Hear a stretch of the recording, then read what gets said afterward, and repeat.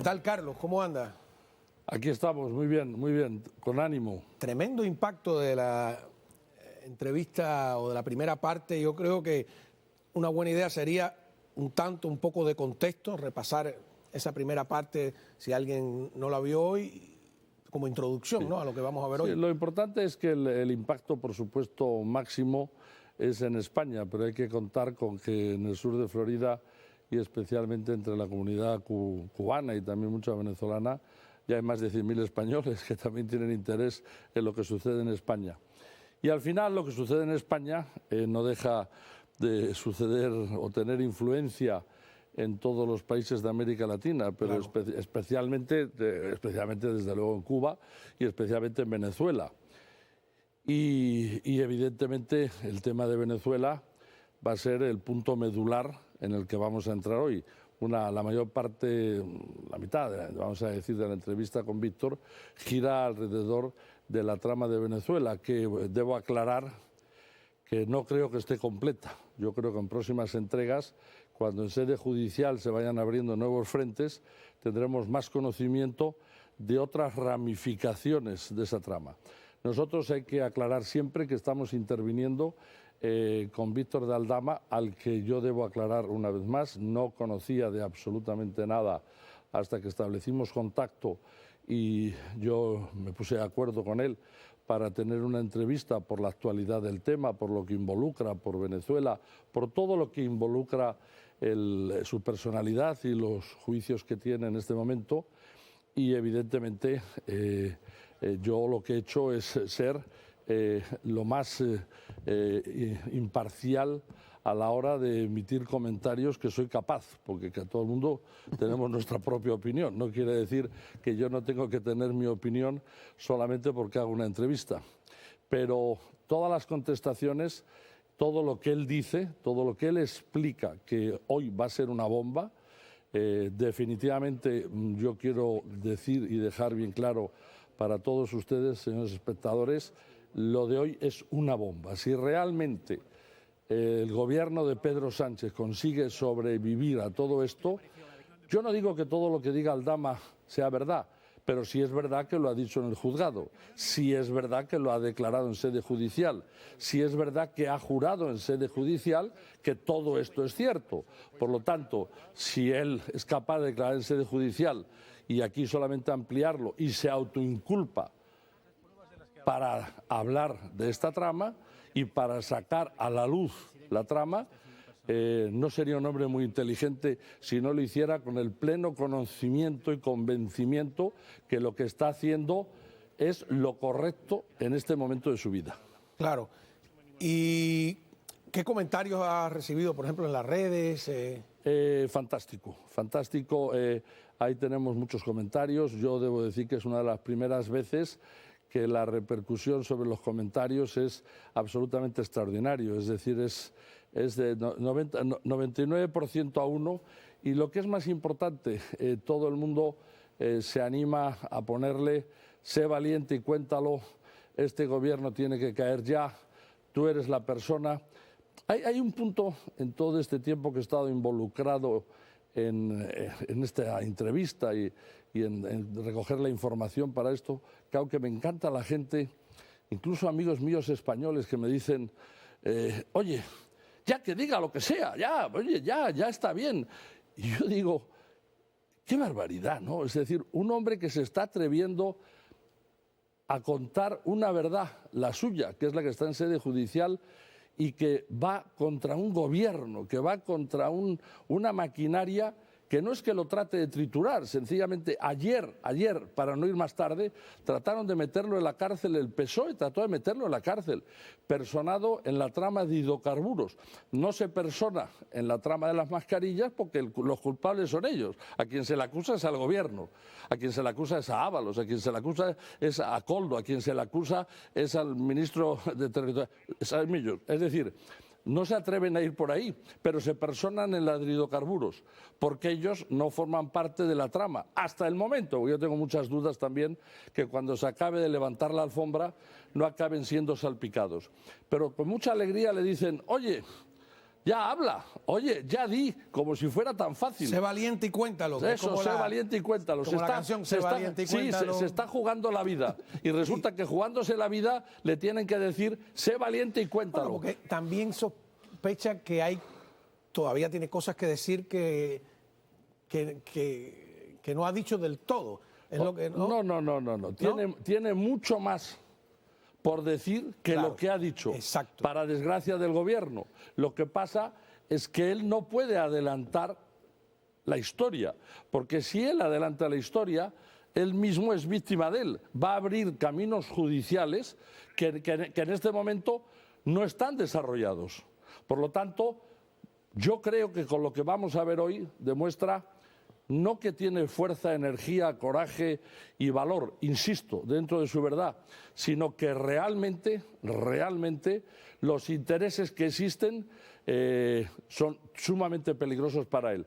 Así que vamos a un corte y según regresemos... Claro, porque fíjate, antes de ir al corte, dos comentarios. Hay uno que dice, tú puedes salvar a España del Partido Socialista, la mejor entrevista de toda España. Y ahora van a ver la segunda parte de esa mejor entrevista, que está mejor todavía, ¿no? Sin duda, y además es la mejor entrevista porque él no había dado ninguna entrevista completa. Esta es la primera. ¿Cómo no?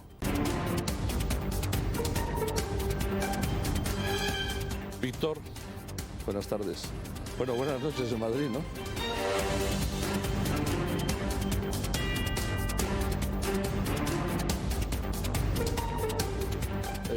Para dejar como acabado, como pendiente, como tú quieras llamarlo, el tema de hidrocarburos, no es posiblemente el asunto entre todos los que tienes que más te preocupa.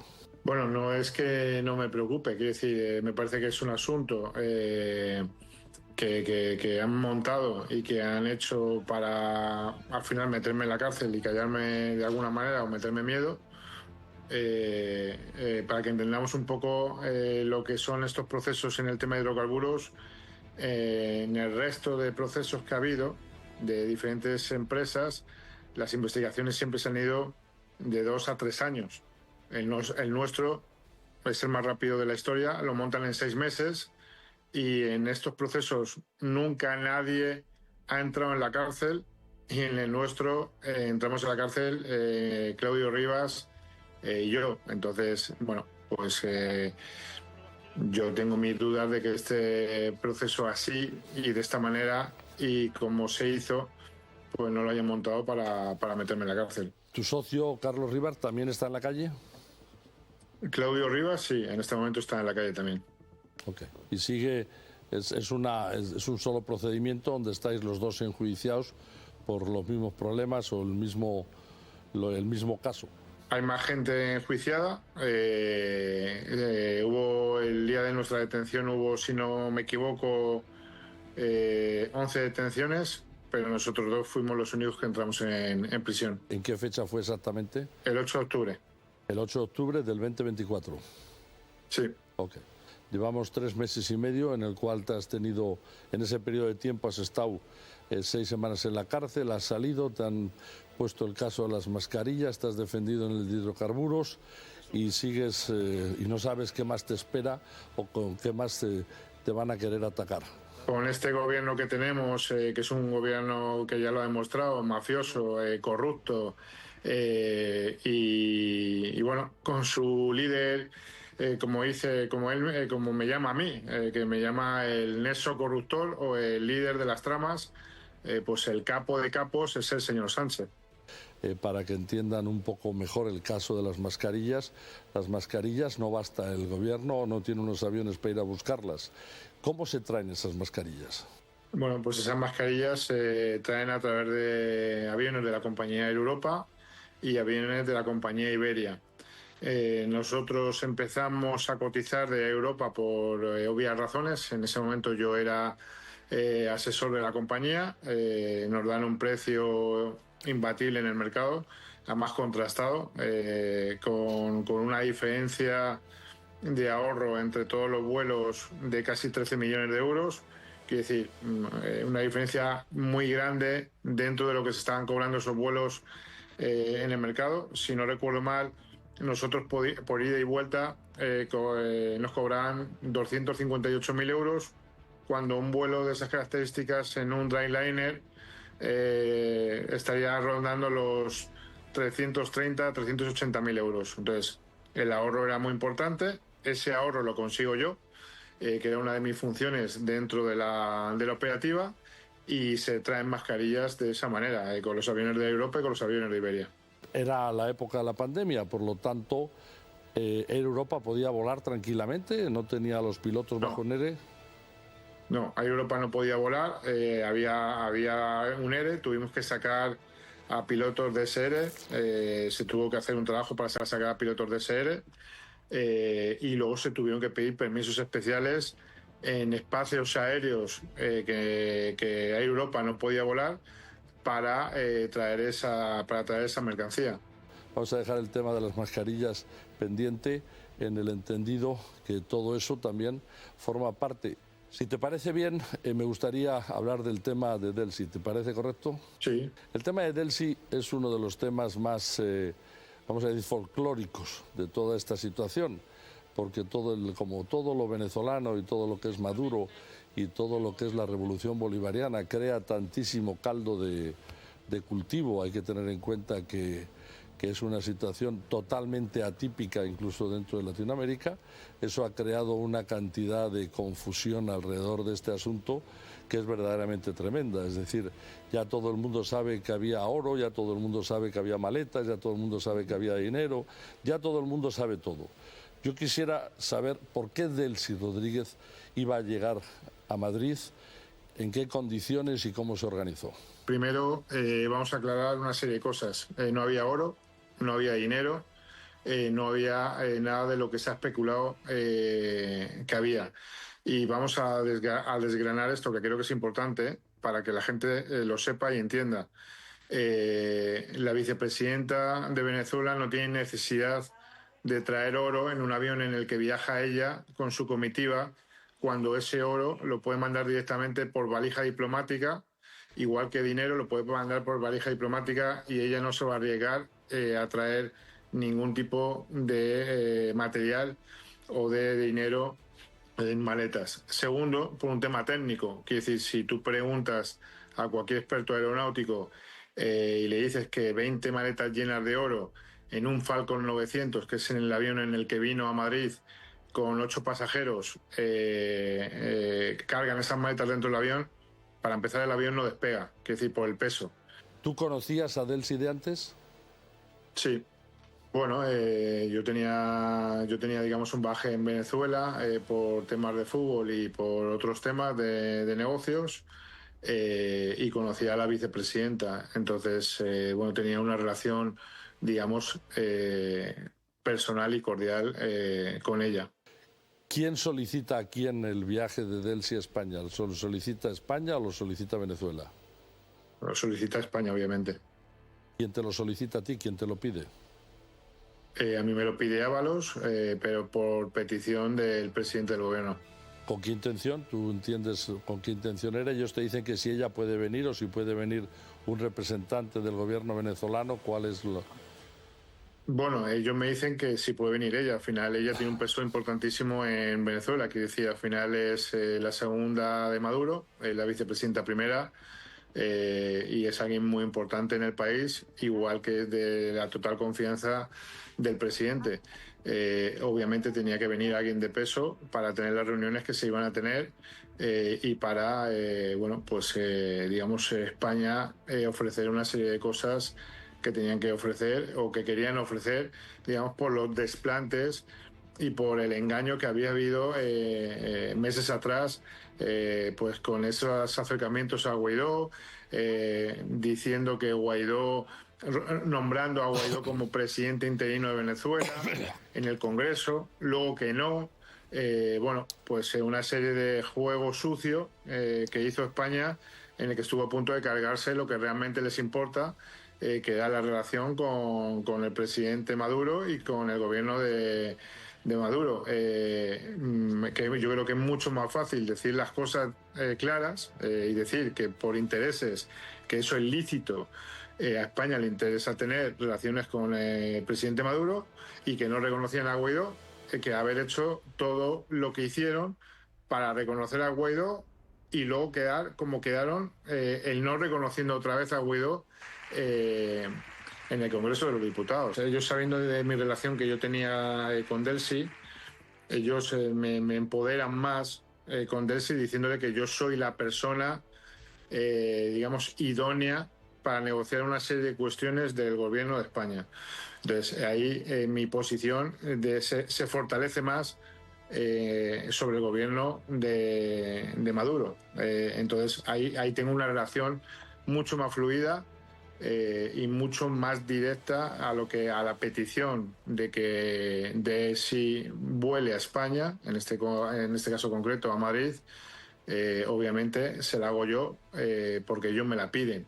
Ella avisa un mes antes de que tiene unas sanciones y que ella no puede aterrizar en Madrid, a lo que el gobierno de España, en este caso Ábalos concretamente, con instrucciones, pero Ábalos, porque era el que hablaba con ella directamente, le dice que no se preocupe, que su llegada está programada y que no va a tener ningún tipo de problema. Tú negocias, hablas con ella en representación que te da Ábalos en representación del gobierno español, por decir en cierto modo, ¿correcto? Okay. Así es. Entre esos asuntos, ¿tú puedes aclarar cuáles serían los asuntos más importantes? Bueno, entre ellos estaba el pollo Carvajal, es decir, la extradición del pollo Carvajal o la entrega del pollo Carvajal de España a Venezuela.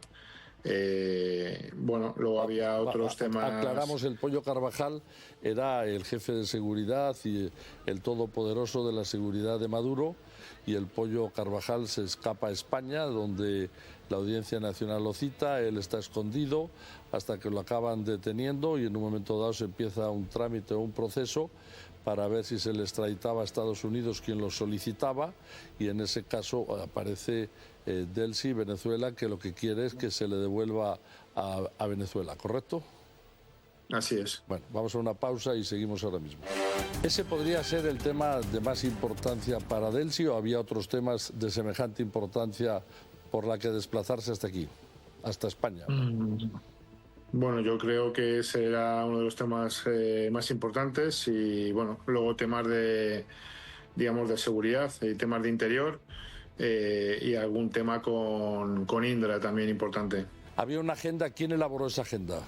Bueno, esa agenda la elaboramos entre las tres partes y cuando digo tres partes es la vicepresidenta, obviamente, el gobierno español y yo, que era un poco el que, digamos, el que iba cuadrando la agenda con unos y con otros. Siempre esa agenda se cuadraba, obviamente, con antelación y por medio de Koldo García, que era el que llamaba directamente al ministro o ministra o jefe de gabinete de cada ministro o ministra. Cuando hablas jefe de gabinete, ministro o ministra, ¿a qué ministro te refieres? ¿Al de Ábalos y alguno más? Bueno, había varios. Estaba Illa, vamos a precisar, Ábalos, obviamente. Santiago Illa, que ahora es presidente de la Generalitat de Cataluña, que en ese momento era el ministro de Salubridad o de Sanidad. ¿Estaba quién más? Estaba Marlaska. Marlaska, el equivalente al ministro del Interior de España. Ministro de Interior. Estaba María Jesús Montero, Hacienda.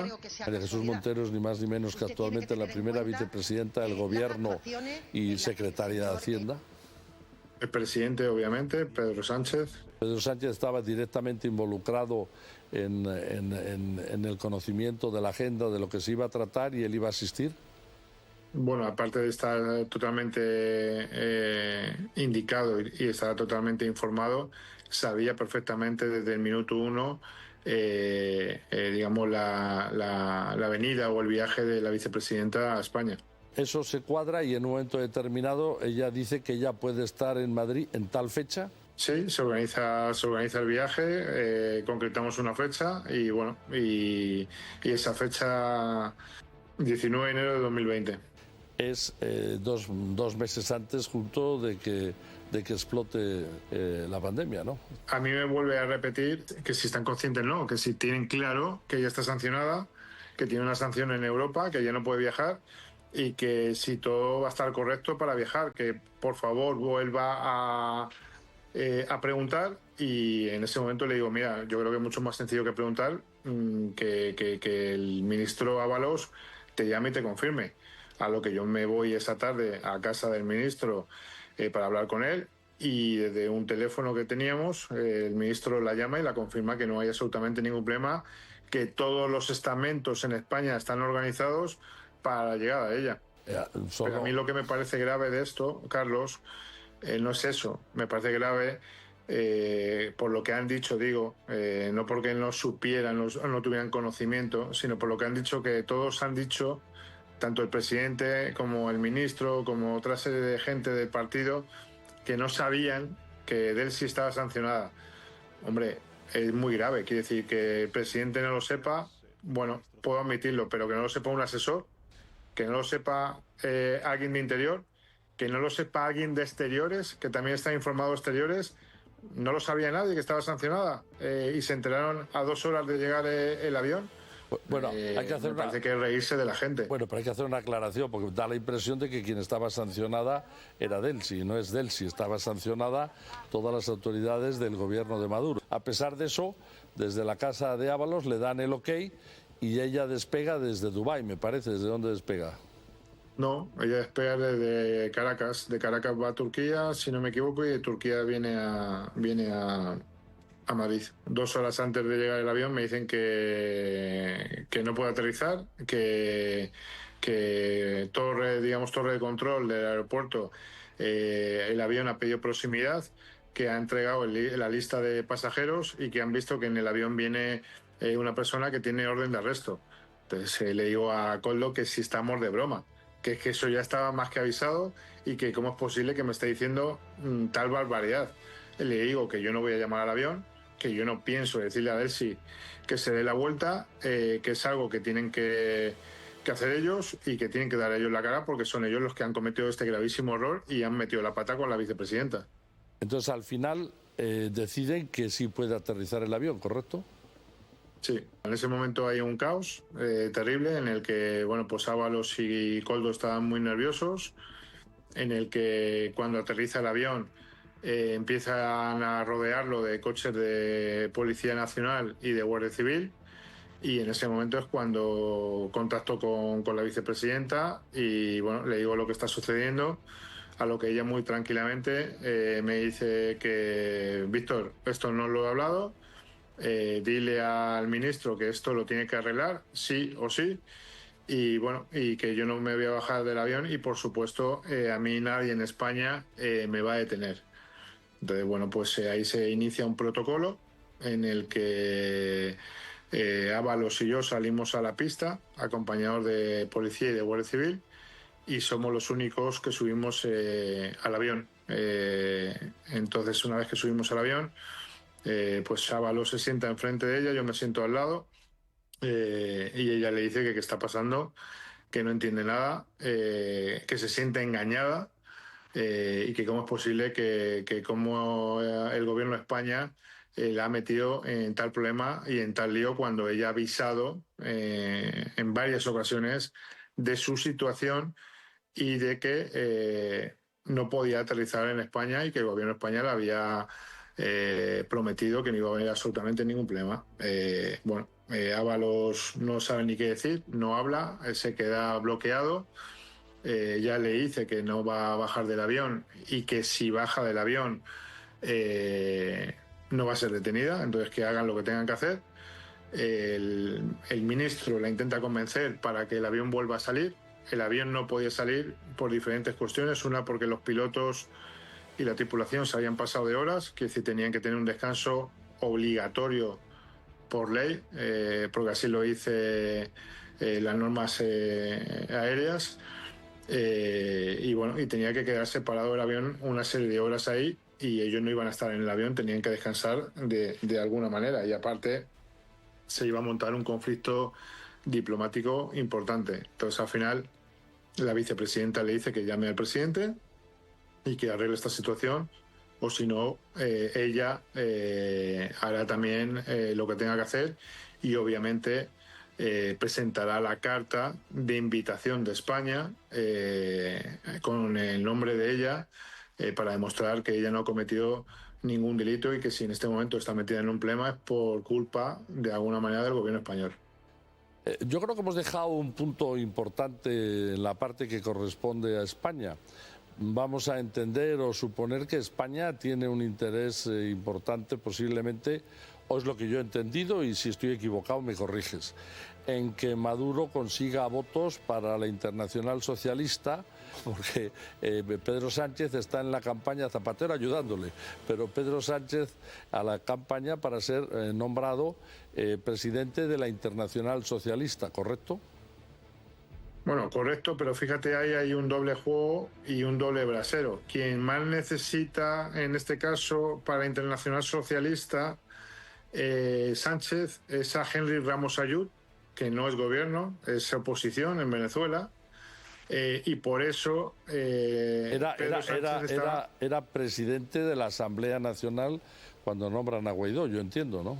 Estaba jugando a un doble juego, quiere decir, le interesaba estar con la oposición porque él tenía entre ceja y ceja ser presidente de la Internacional Socialista y le necesitaba a ellos, pero en este caso el gobierno Maduro no entró en ningún momento en el juego de darle al presidente Sánchez o ponerle en bandeja de plata a la Internacional Socialista. Por lo tanto, eso no era un punto que estaba en la mesa de negociaciones, sino que a ti te pidieron que hablaras con Ayub sobre eso, ¿o no te lo pidieron? Bueno, era una de las cosas que hablamos con Henry Ramos Ayud, sí. ¿Cuál es la solución que se toma? El presidente le dice a Delcy que no se preocupe, que lo van a arreglar. En todo momento habla Ábalos con el presidente. Ok, y le dice lo que el presidente dice, se lo dice a Delcy dentro del avión, ¿no? Correcto. Eso es. Entonces, bueno, pues se monta un protocolo, se organiza, digamos, una zona Schengen imaginaria, ¿vale? O un pasillo imaginario hasta llegar a la Terminal 1, que es la terminal ejecutiva, y ahí se le pone una sala VIP para ella y su comitiva, y bueno, y ahí nos quedamos toda la noche, porque el avión no podía salir de ninguna de las maneras. Nos quedamos toda la noche hasta el día siguiente que se les consigue un vuelo de Qatar Airways a las 8 de la mañana, si no me equivoco. Vamos a un corte un segundito, por favor. Vamos a decir que con todas estas aclaraciones hemos precisado la posición tuya y la posición en referencia a Delcy. A pesar de todo eso, tú mantienes una cordial relación con Delcy, ¿es así? Bueno, yo tengo en este momento, llevo ya tiempo sin hablar con ellos, no por nada en especial, pero bueno, todos sabemos la situación delicada en este momento de Venezuela, mi situación delicada. Creo que en este momento el poder hablar con ellos o el hablar con ellos casi es por mi parte ponerles en una posición incómoda, quiero decir, y en ningún momento quiero ponerles en una posición incómoda cuando sí tengo algo que decir, que tanto ella como el presidente conmigo se han portado siempre maravillosamente y me han cuidado increíble cuando he estado en su país. Una pregunta que se me convierte en absolutamente necesaria. ¿A ti te han embargado las cuentas? ¿Te tienen bloqueado? Y me tienen bloqueado absolutamente todo. No solamente me han embargado las cuentas, se han llevado mis vehículos, me han embargado las propiedades y bueno, pues en este momento, si no fuera por amigos, conocidos y otra serie de ayudas, pues sinceramente no sé ni cómo podría estar pagando el recibo del agua y de la luz. Un punto medular en todo esto es tu relación con ellos, con Ábalos y con Koldo. ¿Hasta qué momento sigue siendo una relación amistosa o de compañeros o de como quieras llamarle? Bueno, esa relación empieza, digamos, a entorpecerse o, digamos, a quebrarse a partir de las mascarillas. A partir de que se empieza el negocio de las mascarillas, empieza a quebrarse esa relación bueno, pues al final, por la ansia de ganar más, por exigirme más, por casi, decirlo de alguna manera, chantajearme y decirme que si no lo hacía, pues iba a tener problemas, como luego los tuve con Hacienda, o iba a tener problemas que no me iban a dar más contratos. Y al final, recordemos algo que creo que es importante. Yo no soy funcionario, yo soy empresario. Entonces, como empresario, veo la oportunidad y me meto, valoro los riesgos y me meto. Pero una cosa es que yo proponga algo para hacer y otra cosa es que ellos me propongan y me chantajeen si no lo hago. Es muy diferente. Que yo he pagado comisiones, obviamente he pagado comisiones y lo he declarado y lo afirmo y lo sigo afirmando. Pero eso no significa que no me sintiera coaccionado en muchos momentos y viendo como empresario que si no lo hacía iba a perder todo lo demás. Lo que ha aparecido hasta ahora y está publicado, y entiendo que no tienes ningún problema en hablar sobre ello, es una cantidad fija de 400.000 euros que le diste al ministro Ábalos, más otras muchas prebendas alrededor de eso, ¿correcto? Así es. A Koldo le diste otra cantidad de 50.000 euros y otras muchas prebendas alrededor de eso. No, a Koldo le di más de 50.000 euros y luego muchas prebendas como una moto, un coche, viajes, el pagarle a su mujer bueno, pues un tratamiento fértil, muchísimas cosas. Y también, de alguna manera, el actual ministro territorial, el que era el presidente de Canarias, también tuvo participación. Bueno, Ángel Víctor Torres, igual a mí no me lo pidió nunca directamente, pero sí Koldo me dice que Ángel Víctor Torres ha pedido 50.000 euros. Ahí ya me niego rotundamente. Le digo que no, que le digo que ya es un cachondeo, le digo que este negocio no da para todo y que además que no está dentro de lo pactado y que no entiendo por qué tengo que darle a Ángel Víctor Torres cuando yo ya estoy dando lo que tengo que dar, tanto a él como a Ábalos, y que si ellos quieren darle algo a Ángel Víctor Torres, que se lo den de lo suyo. Y bueno, pues ahí tenemos unas diferencias. Me planto, le digo que yo no soy el Banco de España y bueno, y casualmente pues empezamos a tener problemas con Canarias con las mascarillas. Si saltamos de ahí y pasamos al asunto del piso de la calle Atocha, sí aparece él de por medio de ese baile, ¿no? Es justamente cuando estamos con todo el tema de carreteras, concesiones, mantenimientos, bueno, otra serie de cosas, en el que ellos me iban pidiendo otra serie de cosas. Esa serie de cosas eran los pisos. Y bueno, pues como Ángel Víctor Torres venía casi una vez a la semana a Madrid o cada 2 semanas, pues una de las veces que cojo este piso en Atocha 25, Koldo me dice que es para Ángel Torres, para Ángel Víctor Torres, perdón, para Ábalos y para él. ¿Por qué me dice que es para ellos? Porque obviamente van a llevar más gente y bueno, y me avisa de cuántas personas va a haber. Y al final tú acabas descubriendo que lo que querían era un piso para tener acompañamiento de señoritas, es lo que ha quedado puesto por todos los sitios, ¿no? Bueno, es lo que es. A mí me encargan, digamos, por decirlo de alguna manera, la bebida y el catering para que no hubiera nadie en el piso que viera nada, y obviamente era para lo que era. Pero por lo menos no te pidieron las señoritas. Bueno, si me las hubieran pedido seguramente me hubiera negado, porque yo con eso no iba a tratar. Es una especialización. Alguno de ellos conocía la especialización por experiencia, digo yo. Total. ¿Qué otro tipo de prestaciones? Está el asunto del chalet de Cádiz, está el asunto de la casa de la Castellana, está el asunto del alquiler del apartamento en la Torre de Madrid. ¿Cómo funciona todo eso? Bueno, pues vamos por partes. Por empezar desde el inicio, el piso de Castellana, como he explicado, era una especie de garantía. Quiere decir, era una garantía porque en un momento dado él me dice, muy bien, yo te doy contratos y te doy cosas, y como yo sé que tú me vas a mí a dar lo que yo te estoy pidiendo. Entonces les dije que yo no tenía ningún problema en poner una garantía o en poner algo. Se me ocurrió lo del piso y se le puso el piso, por decirlo de alguna manera, en concepto de garantía. ¿Y qué pasó con ese piso? No pasó nada. Cuando hay una garantía y tú estás pagando, pues al final no ejecutas esa garantía. Si hubiera pasado como él dice, que se le engañó y que no pudo pagar el alquiler ni nada. Hombre, un piso en Castellana, en la planta 19 de un edificio importante de Madrid, no lo alquilas en 2.500 euros, me parece que era el alquiler, y le pones una opción de compra en 750.000 euros cuando la tasación del piso era de 1.900.000. Quiere decir, eso creo que en toda la cabeza de cualquier persona cabe. Ese es uno de los conceptos. En el piso no podían vivir porque había, como por decirlo de alguna manera, unos inquilinos que no pagaban. Estábamos en un proceso de desahucio. Él sabía perfectamente que estaba en ese proceso. Por eso, vuelvo a repetir, y es muy importante lo que estoy diciendo, era una garantía. Nunca vino a Avalos a vivir.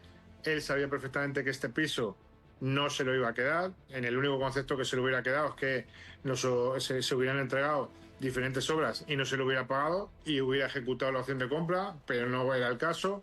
Entonces, era una garantía que la palabra lo dice, garantía.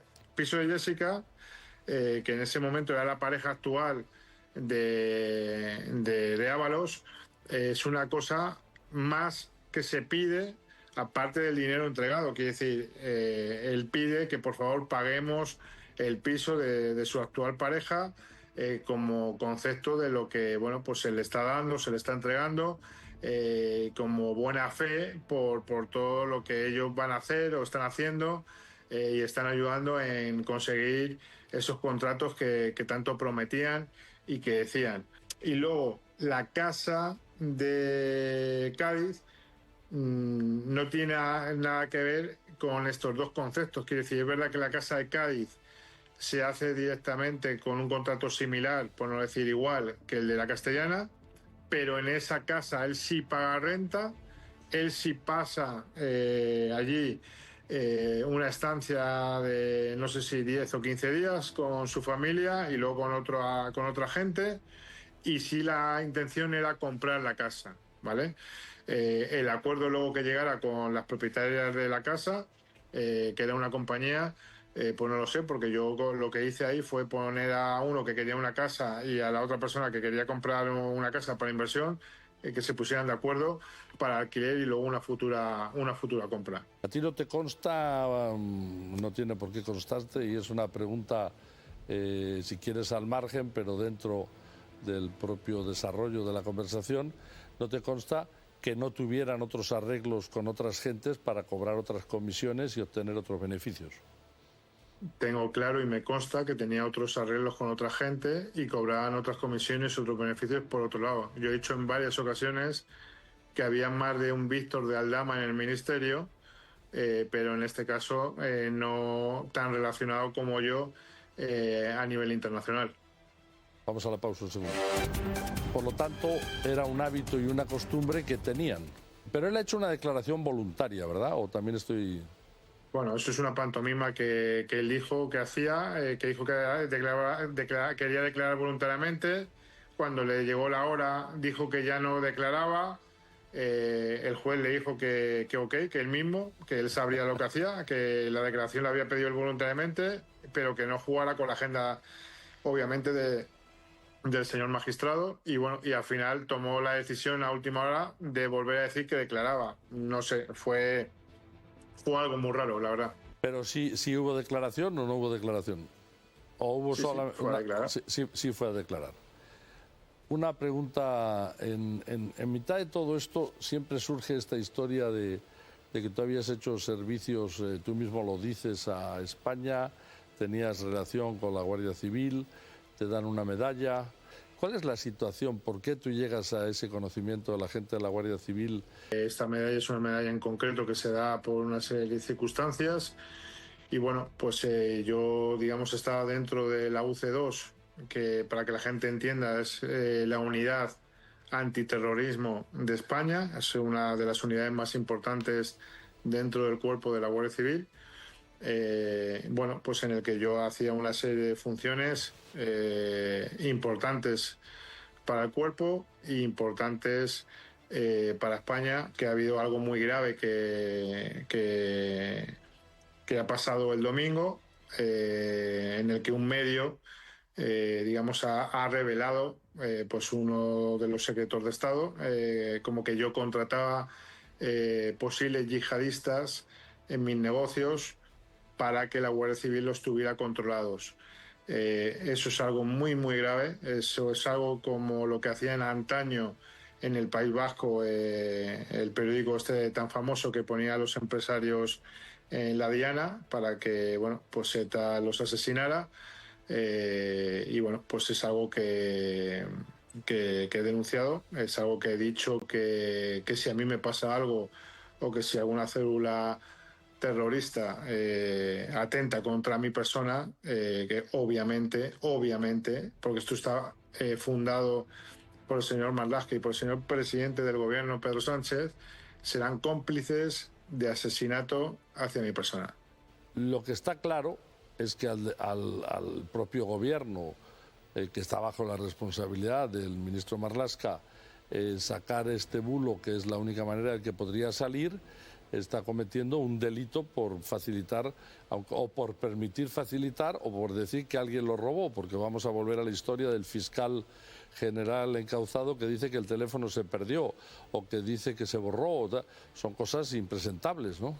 Bueno, tan impresentable como que el movimiento que ha hecho el presidente de quitar al presidente Telefónica, el señor Payete, y quitar al presidente Indra, es para controlar todo lo que tenga que ver con su mujer y con el fiscal general, ahora que están pidiendo las llamadas a Telefónica. El movimiento está claro. ¿Cuál es tu expectativa a un plazo corto? Tú vas a solicitar que se te devuelva, que se te desbloquee alguna cuenta para poder moverte, tú vas a solicitar que te entreguen algún coche. ¿Cuál es el siguiente paso? Bueno, ahora que se ha levantado el secreto sumario, vamos a solicitar. Ahora es un poco complejo porque yo ahora estoy en dos causas. Estoy en el juzgado 2 y en el 5. En el 2 ya habíamos conseguido cosas, me habían devuelto los coches, me habían levantado embargos en las cuentas y bueno, y viene la detención de hidrocarburos, que es el 5, para que la gente lo entienda, en el que me vuelven a quitar los coches y me vuelven a bloquear las cuentas y a tener embargos de todos los bienes. Hace unos días se ha levantado el secreto de sumario del 5 y bueno, pues digamos el cuenta kilómetros empieza de cero y tendremos que empezar a pedir que levanten medidas cautelares dentro de la posibilidad del juzgado. Ellos saben que tú empiezas a hablar en el tema de las mascarillas o que hay peligro que hables y como los comprometas de alguna manera, es cuando te generan el caso de hidrocarburos con el fin de meterte en la cárcel y asustarte y decirte que tengas mucho cuidado y que tengas pongas mucha atención a lo que vas a decir, ¿correcto? Así es, así es. Una pregunta que la tengo todo el rato en la cabeza. Tú eres una persona joven, eres una persona fuerte, veo que mentalmente estás preparado para afrontar lo que te toca. ¿Cómo fueron las 6 semanas en la cárcel? ¿Qué pensabas? ¿Tu cabeza qué hacía? ¿Dónde estaba?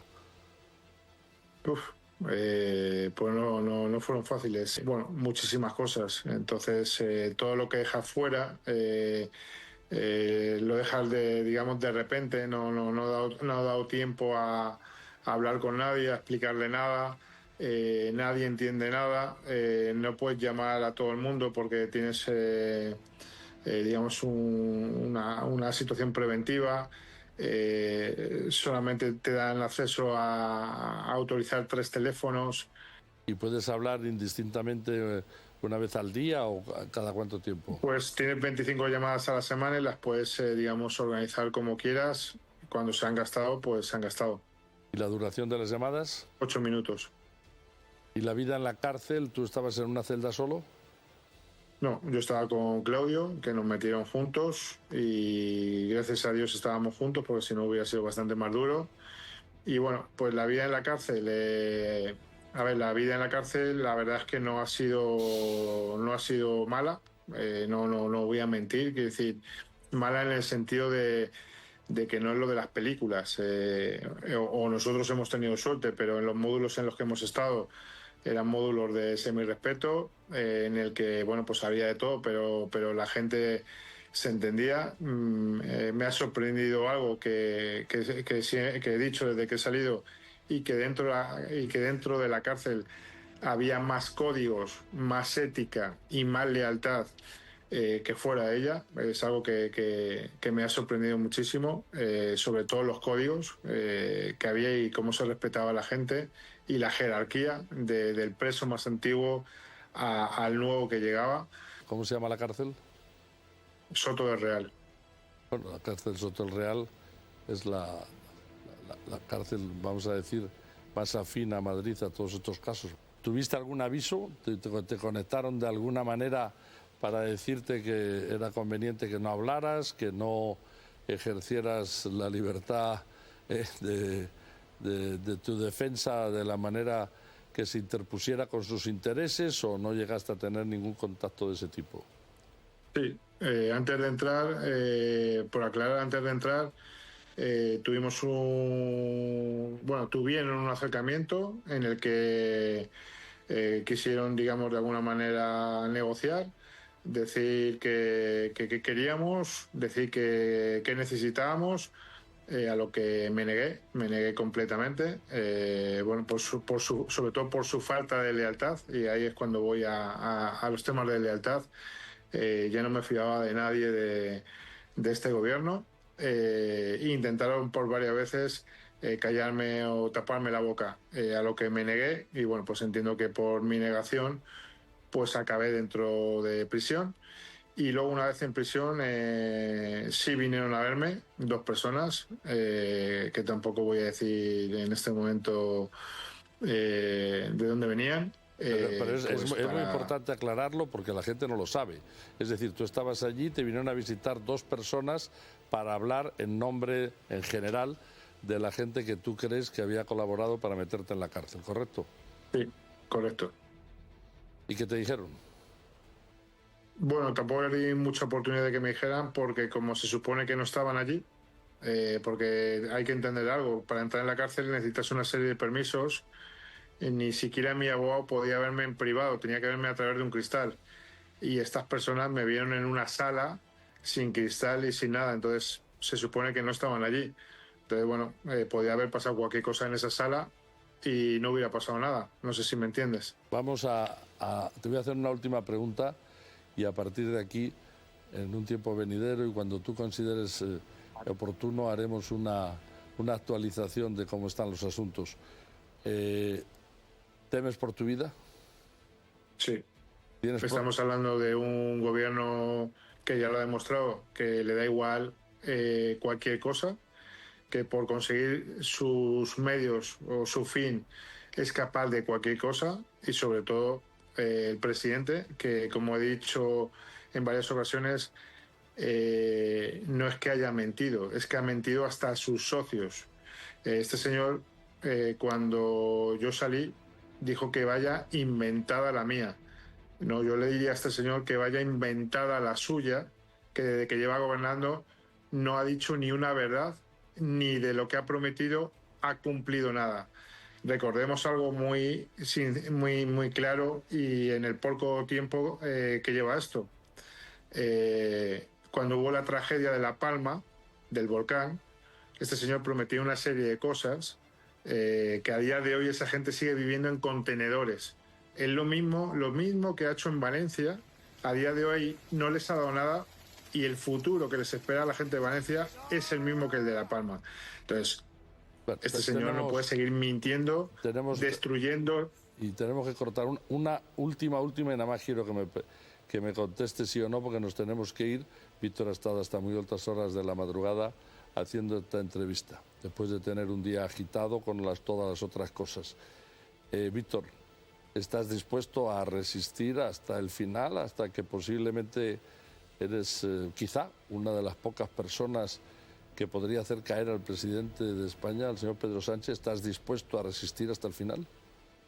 Estoy, una vez que toma la decisión, no solamente dispuesto, sino que me he empeñado, y sí o sí, no sé de qué manera, pero sí o sí, voy a hacer que este señor salga de presidente de España. Bueno, Víctor, muchas gracias.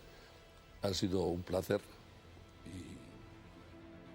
Igualmente, Carlos. Muchísimas gracias por atenderme y por escucharme, y enhorabuena por vuestro programa. Suerte.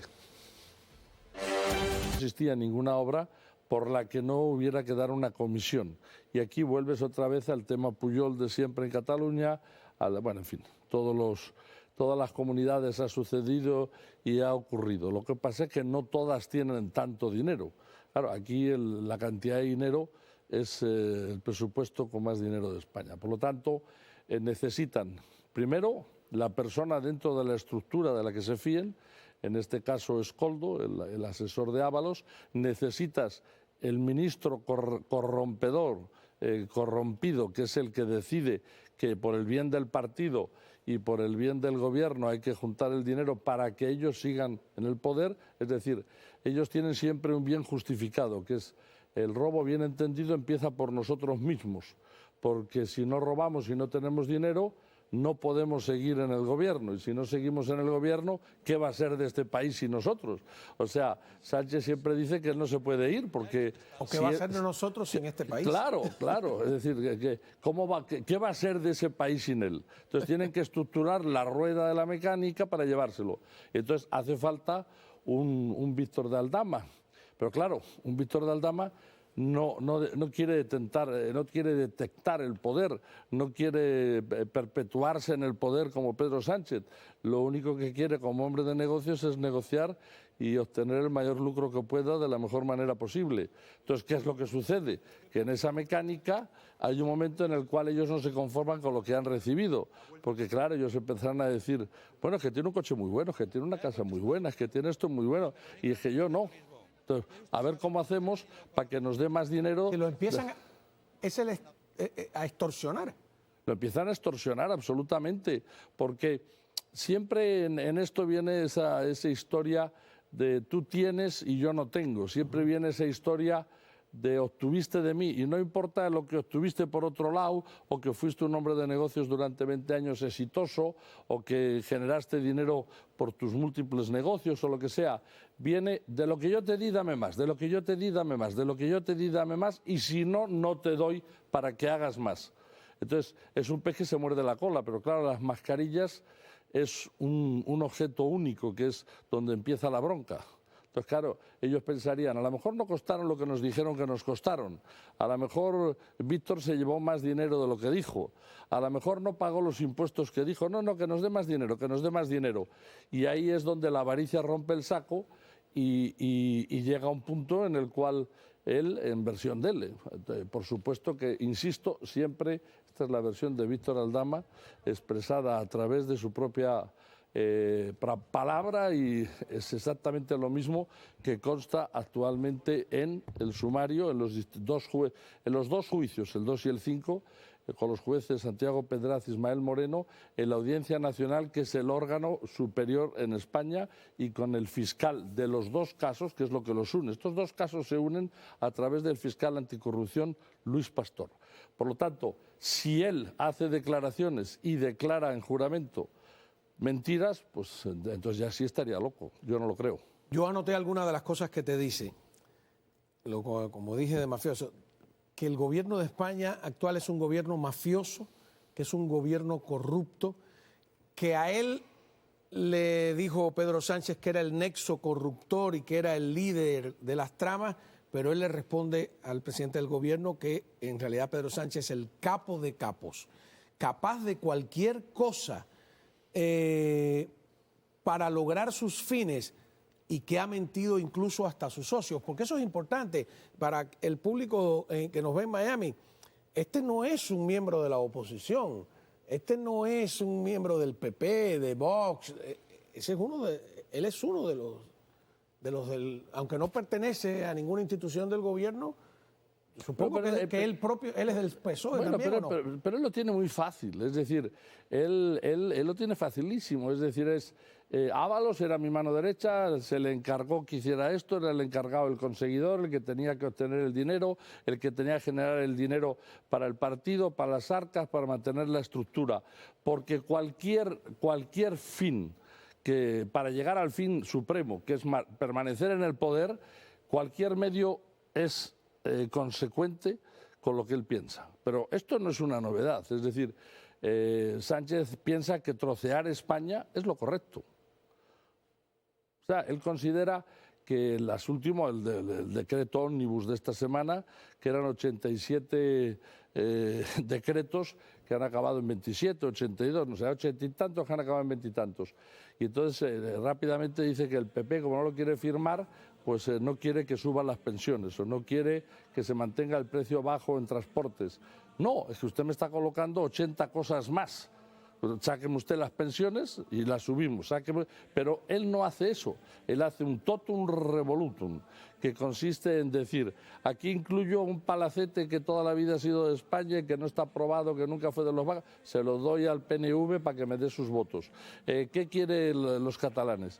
Quieren que le demos las fronteras y que los oficiales de fronteras y que les vuelva a decir que sí vamos a volver a ir al tema de proponer otra vez que el señor Puigdemont entre libremente a España cuando quiera y no lo detenemos a pesar...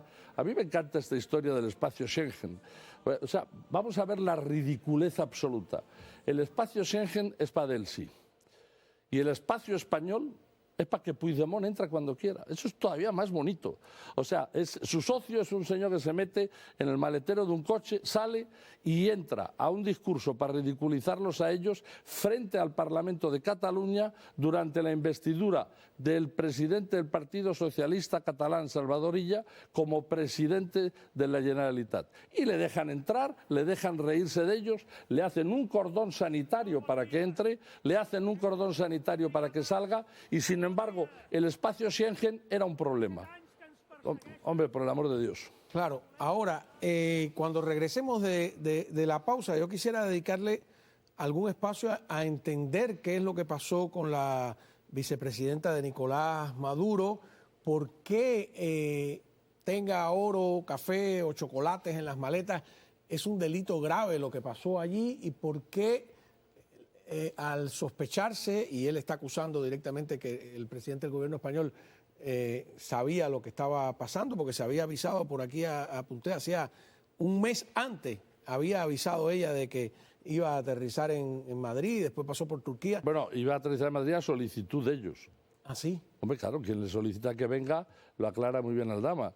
O sea, solicitan que ella venga para hacer las gestiones pertinentes sobre los motivos pertinentes que a ellos les convienen. Cómo no, vamos a ver eso cuando regresemos de la pausa. Ese vínculo Caracas-Madrid, la corrupción. Muy bien, continuamos con este testimonio excepcional de Víctor de Aldama, la entrevista que le ha hecho Carlos Vasallo en dos partes. Carlos, yo quisiera que me explicaras bien, y yo creo que al público también, el tema de la visita de la vicepresidenta de Nicolás Maduro a España. A partir de lo que yo entiendo, tú me dices, está bien aquí, está mal, porque este espacio, ¿cómo que se llama? Schengen. Que es... S-C-H-E-N-G-N-E. Es espacio Schengen. Que es como un espacio aéreo de los miembros de la Unión Europea. Es exactamente igual que en Estados Unidos, como si tuvieras que ir de estado a estado y tuvieras que enseñar pasaporte. Entonces, cuando se hace la Comunidad Europea, desde el año creo que es 85, 86, se crea el espacio Schengen, que son 27 países hoy día de la Comunidad Europea, que tienen derecho, una vez que ingresas a uno de ellos, tú ingresas a España y a partir de ahí, si vas a Francia, a Italia, a Alemania, no tienes ninguna necesidad de sacar pasaporte. Es un espacio libre de fronteras, que es igual de libre de fronteras como puede serlo para los Estados Unidos europeos. Exacto, bueno, es que es lo que es, Comunidad Europea, ¿no? Comunidad. Claro. Entonces, eso está creado con el objeto de que no puedes dejar pasar a alguien en España que tuviera un problema en Alemania. Luego todo el sistema de las computadoras de aeropuertos y policías, etcétera, tiene que estar unida, como lo está en Estados Unidos, en todos los asuntos federales. Esto sería como federal. Es decir, entonces la Unión Europea había sancionado al gobierno de Maduro y por lo tanto la vicepresidenta de Maduro no podía aterrizar en ningún país de este espacio. No podía aterrizar en el espacio Schengen, fuera el país que fuera, en 27 países. En ningún país En ningún país. Por eso el avión en el que ella viene proviene de Turquía.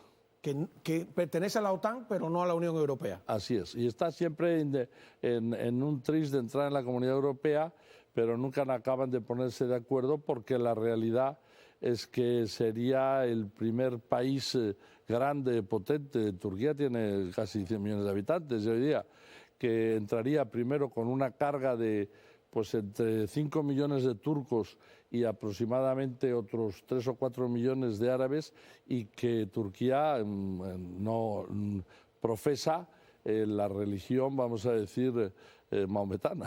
Mahoma. No, es decir, sería una inclusión absolutamente fuera de lo común, de donde estamos ahora, ¿no? Claro, no, y en Alemania ya, solamente en Alemania hay 5 millones de turcos, es una discusión distinta. Pero bueno, entonces, la vicepresidenta de Nicolás Maduro... juegan bien al fútbol. Sí. Es decir, en la selección alemana, que antes había que ser rubio, de ojos azules y con pasado más o menos... ario, ahora está permitido que sean... Menos mal. Menos mal. Menos mal. Okay. Ahora, ella no podía aterrizar en España porque España pertenece a ese espacio y si al dejarla aterrizar, que yo creo que es mucho más grave que todo el tema de las maletas, porque ella dijo que el oro se manda por otras vías, están violando la ley de la Unión Europea. Bueno, quiero aclarar primero lo del oro. Yo no soy la persona adecuada para aclararlo, eso lo debe de aclarar el señor Víctor Aldana, pero yo puedo explicar de dónde creo que proviene lo del oro. Hay un documento de la Guardia Civil, que son los que llevan el procedimiento investigativo, donde dicen que encontraron en casa de Aldama, en la búsqueda, un documento que habla de lingotes de oro por 60 y tantos millones de euros, provenientes de una posible transacción con una empresa, no sé si cercana al gobierno venezolano o algo parecido. Y alguien sacando de ese documento, que yo desconozco, pero próximamente se lo preguntaremos a él si se consumó esa transacción o no se consumó, sacan que ese era a lo mejor el de las maletas. Eso es absurdo. Es decir, venían infinidad de... O sea, venían 6 personas dentro y Delcy traía exactamente 2 maletas en la declaración de Aldana, una personal y una llena de recuerdos de cosas venezolanas, chocolates y otras cosas folclóricas que iba a regalar. Por otro Eso es lo que dice él. Bueno, lo que dice él, lo que dice ella. Y por otro lado, venía con ella su pareja, venía también un ministro y 3 asistentes.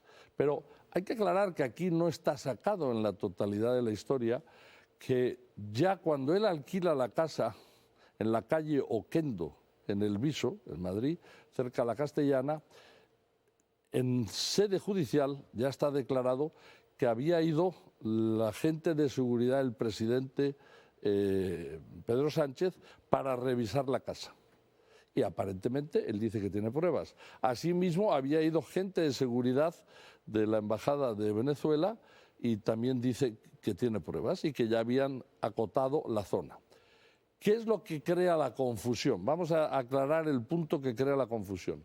La confusión la crea que tú, como presidente de España, o el señor Marlaska como ministro del Interior y controlador del aeropuerto, tiene un problema. Ellos no pueden, en contra de la Comunidad Europea y de la orden de la Comunidad Europea, de crearse una mecánica para dejar aterrizar el avión. Yo no sé quién se confunde o quién no se confunde o cómo lo pensaban hacer, pero en algún punto Marlaska, el ministro del Interior, se da cuenta de que le dan un aviso de que posiblemente, y esto no es especulación, yo lo voy a decir como especulación, pues yo evidentemente no tengo las pruebas, pero no teniendo las pruebas creo saber lo que digo. Y a él le avisan que el aeropuerto está controlado por la Guardia Civil y está controlado por la Policía Nacional. Aparentemente la Policía Nacional no tiene el mismo rango que la Guardia Civil, no hay coroneles, generales, hay comisarios. Y el comisario del aeropuerto ya ha declarado en sede judicial que él no estaba de acuerdo. Entonces Marlaska se da cuenta de que se está metiendo en una encerrona, que él no controla en el aeropuerto a la gente de la Policía Nacional, especialmente al comisario o los comisarios, y que van a dar el chivatazo y les puede costar un gran problema. En ese momento que él se da cuenta que eso va a suceder, él levanta la voz de alarma, llama seguro a Pedro Sánchez y le dice: el avión no puede aterrizar, hay que acabar con toda esta gestión, y llaman a Ábalos. Entonces le dirá: llama a Ábalos. Entonces llama a Ábalos y Ábalos dice: señor Aldama, hay que parar el avión de la señora. Pero el avión no puede dar la vuelta, ni tiene el combustible, ni tiene la carta de vuelo, ni puede dirigirse a otro lado. El avión tiene que aterrizar en España. Entonces, ¿qué hacen? Se inventan un espacio Schengen. Primero lo que quieren es que nada más aterrizar, echarle gasolina y que se vaya.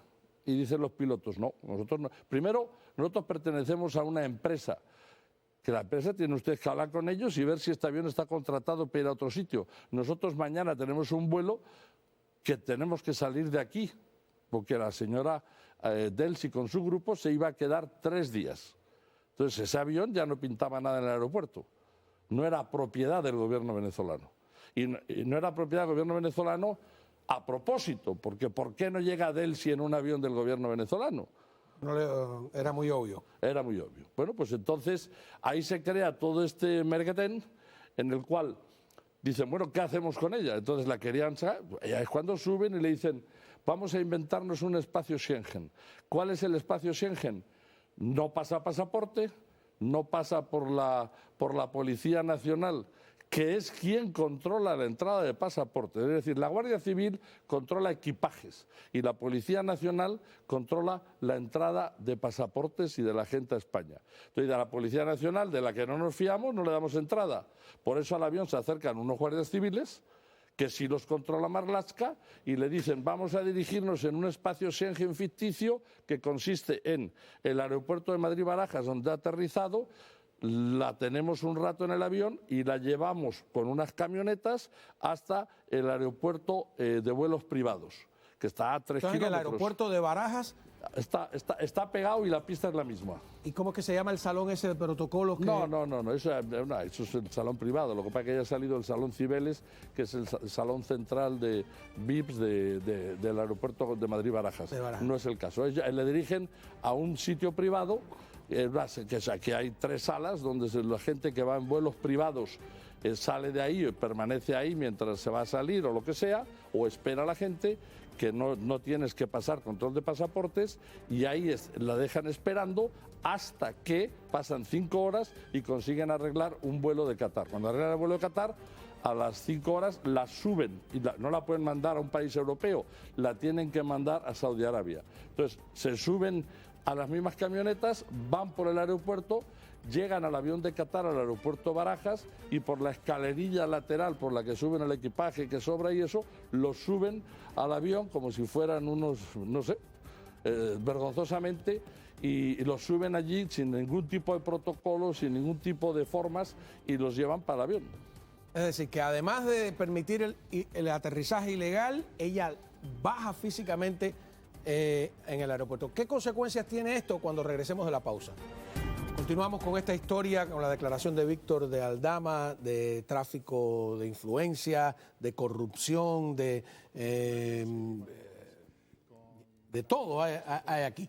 Lo que te quería preguntar, Carlos, es ¿qué más hay que no está en la entrevista, ¿no? Porque de la conversación tiene que haber otra información que no está ahí. No, por supuesto que hay muchísimas cosas que no están en la entrevista, y por supuesto que él sabe mucho más de lo que ha dicho aquí, siendo aquí donde más ha dicho hasta ahora. Lo que pasa es que él, insisto, o sea, la gente dice: no, oiga, ya hable, ya diga, ya, si sabe algo. Oye, está jugando la vida este señor, está compitiendo compitiendo, es una mala manera de decirlo, está contra un gobierno entero, y un gobierno que ha demostrado por el camino unos principios bastante dudosos morales. O sea, basta para ver cualquier video en la red para saber que Sánchez es aquella famosa frase que te gusta, donde dije digo, digo Diego, y donde dije Diego, digo digo. Es decir, para él confunde la verdad con la mentira. Él tiene una frase que esta vez acaba de salir hace poco, dice: decir una mentira con el afán no de perjudicar ni de hacer daño a otro, no es decir una mentira, es decir un engañito. Es decir, yo no engaño, yo lo que hago es cambio de opinión, modifico mi opinión, pero al final es tremendo. Porque, adapta su opinión. Pero además hay que ir a otro punto que aquí nos estamos olvidando. Cuando él decide retirarse a los ejercicios espirituales, los 6 o 5 días aquellos famosos. es porque él ya sabe que van contra su mujer. Pues no nos olvidemos, está su mujer, está su hermano que ha ido a declarar a sede judicial y dice que no sabe dónde estaba su oficina, que no sabe dónde la habían ubicado, que no sabe cuál es su trabajo ni lo que tiene que hacer, pero que ya se lo van a explicar, pero que él es músico. Una cosa vergonzosa. Begoña se llama la mujer, ¿no? Begoña. Ahora se ha descubierto, además, que en toda esa operación, quien mandaba cartas y comunicados para proteger al hermano era desde Moncloa también, igual que pasaba con Begoña. Luego había una oficina para familiares y una oficina para el gobierno. Era una cosa tremenda. Pero él, Sánchez, es un señor que la política la emplea de una manera de sub y baja. Es decir, él tiene todo en venta, porque lo que vende no es de él. Él está dispuesto a vender España, con tal de mantenerse en el poder, porque lo mejor que le puede suceder a España es, aunque consiga que bueno, por supuesto que Canarias esté en el desastre que está en La Palma, porque no ha vuelto. A la Dana de Valencia han pasado los meses y allí no ha llegado de la ayuda prometida ni el 8%. Ni el 8% del presupuesto, que había que pedirlo a la Comunidad Europea, tampoco lo pidió. Es decir, va a tarde y mal a todo. ¿Por qué? Porque hay un enemigo. El señor Manzón es su enemigo político. Ese habrá actuado bien o mal, pero es su enemigo político. Y al enemigo, ni agua. Por lo tanto, sí es un comportamiento de dudosa procedencia moral el que hace continuamente con un fin moralmente muy bueno para él y muy reprobable para el resto de los españoles, que es dar concesiones a los vascos, a los catalanes, a esto, bueno, por supuesto, las concesiones a Podemos, que han llevado a la confusión que existe hoy día con todo este problema de los sexos, que a los 16 años pueden elegir sexos y más y buenas tardes sin pedir permiso al papá y ni a la mamá, y pasa de la ley de no es no, que terminó favoreciendo a los violadores. La ley del no es no. Entonces, es decir, tiene que ir haciendo concesiones con las que a lo mejor moralmente no estaría de acuerdo y le parecen reprobables, pero sin embargo las hace. ¿Por qué? Porque él tiene un bien superior, él es un ser superior. Él tiene que gobernar la nación, porque sin él la nación no sería nada. Él recientemente dijo, vamos a sacar votos para el ómnibus y va a pasar íntegro con los 87 puntos porque los votos saldrán de debajo de las piedras. Al final lo pasó con 20 y tantos y no paró de hacer concesiones otra vez al separatismo catalán. Bueno, pues esa es su manera de gobernar y mientras se lo permitan lo está haciendo. Ahora, pérfido sí es, porque ni tuvo mayoría en las elecciones. Gobierna en base a hacer concesiones a las minorías contra las mayorías. Para hacer concesiones a las mayorías, lo que hace es forzar a los contrarios a que le den lo que le deberían de dar, que es el PP, que es el apoyo, porque él lo quiere, para hacer lo contrario de lo que el PP quiere, que es desmembrar España. Es una cosa, es un ser superior definitivamente, porque tiene la capacidad para ser capaz de seguir gobernando, no en contra de una parte de los españoles, sino en contra de España, que la está despedazando. No, y a nivel internacional también este terrible juego de que para lograr la presidencia de la Internacional Socialista, pues juega con la oposición venezolana buscando el apoyo de Henry Ramos Alup, que es una figura importante en la Internacional Socialista, a la misma vez que negocia, apoya, trafica con el espíritu democrático del pueblo venezolano aliándose con Maduro. Es un doble, no, un triple juego, es una cosa asombrosa, es un gran maniobrero. Pero al mismo tiempo él sale en la Internacional Socialista como único candidato, sale desde el 2022, lleva 3 años en la Internacional Socialista de presidente y es como candidato único, no tuvo oposición. Y ahí estuvo de presidente Willy Brandt, ahí estuvo Antonio Guterres, ahí Papandreou, es decir, eran otros tiempos. Grandes pesos. No, Papandreou, el hijo acaba de salir ahora mismo. Ah, Papandreou, el hijo. Sí, son pesos pesados, pero él es capaz de tener la Internacional Socialista, vamos a ver con qué fines, pero no lo podrá manejar igual, pero no deja de ser un arma política de cara a la Comunidad Europea, porque incluye verdes y otros, fuertísima. Cómo no, vamos a una pausa para concluir. ¿Cómo nos afecta a usted y a mí todo esto. Hablábamos de que todo lo que ocurre en España pues tiene una repercusión en sus antiguas colonias, porque así es la psicología de la Unión Europea. ¿A qué conclusión nos conlleva el programa de hoy? Me parece, o sea, más fuerte todavía que el primero. Hombre, el de hoy es más fuerte que el primero porque toca temas que hasta este momento él no había dicho en ningún momento públicamente, ni había escalado su propio enfrentamiento de esa manera pública. Claro, el presidente. Claro, la gente puede decir, bueno, ¿quién es un ciudadano privado para tratar de desmontar a un presidente? Bueno, pues Watergate lo desmontó bien clarito, ¿verdad?, a Nixon. Y si nos podemos dar ejemplos de casos... Garganta profunda, era profunda. uno que ni siquiera dio la cara como él. Bueno, pues si nos ponemos a ver qué desmontó a Rajoy, pues Rajoy fuera de la moción era porque había corrupción, era corrupción. O sea, aquí se olvida uno de todo, ¿verdad? En el 2017... Felipe, si vas para atrás. Va para atrás, o sea, siempre ha sido la corrupción. Lo que pasa es que siempre uno tiene la esperanza. O sea, el fiscal general del Estado que ha ido a declarar hoy que ha perdido el teléfono, que no lo encuentra, que no sabe dónde están los mensajes. Es decir, cuando él era fiscal, interrogaba, si llega el señor Cao y le dice, es que perdí el teléfono. ¿Y dónde lo perdió? Es que se cayó, es que decidí cambiarlo, es que se borraron los mensajes. Y luego descubres que además el presidente de Telefónica, que es el que tiene la autoridad suprema para manejar las líneas telefónicas, lo echan de manera desmedida, habiendo hecho un trabajo excepcional, y para afuera. Y Indra, que es donde se archiva, la empresa nacional, donde se archivan todas las telecomunicaciones de España, para la calle, y echa a todo el mundo para la calle para que nadie pueda llegar al teléfono del fiscal, ni de Begoña, ni de nadie, pues entonces acaba resultando que todo se vale. Todo se vale, ¿por qué no? O sea, para Sánchez todo se vale con tal de pertenecer en el poder, porque Sánchez tiene una teoría que en México el PRI la practicó por muchos años. Y había un viejo señor que se llamaba don Fidel Velázquez, que era el máximo exponente de la CTM, Confederación del Trabajo de México, y a la sazón era tío segundo, porque era por segundo matrimonio de mi primera mujer, Tere Velázquez, una actriz mexicana.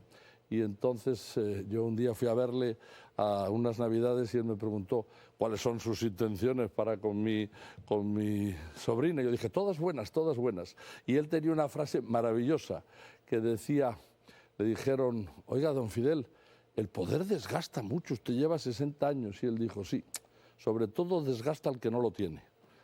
Entonces, esto es exactamente lo que piensa Sánchez. O sea, el poder a él no le desgasta, porque él es el que hace, el que deshace, el que torna. Y mientras tanto se va deshaciendo de todo el que sobra.